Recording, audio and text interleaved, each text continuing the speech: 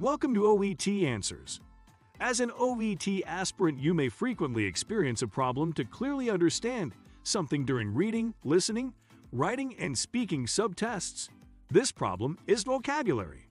Now, I am here to help you to solve this problem.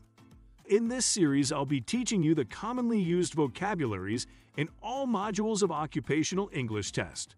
Let's jump right in. OET Vocabulary Part 2. Halfway up. Halfway up refers at the middle or center of something of incomplete manner on nature. For example, they've just reached the halfway stage of the project. Agonize.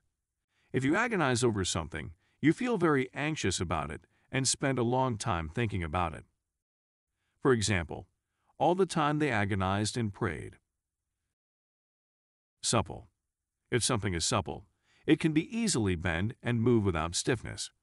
For example, the man was much more supple than his age would suggest. Hemorrhage. In medicine, the term hemorrhage refers loss of blood from damaged blood vessels. For example, the patient suffered a cerebral hemorrhage. Swap. If you swap something, you are exchanging something for something else. For example, you swap money for products in a store. I hope this video was informative. If you really find this video is useful to you, kindly like this video and subscribe to OET Answers.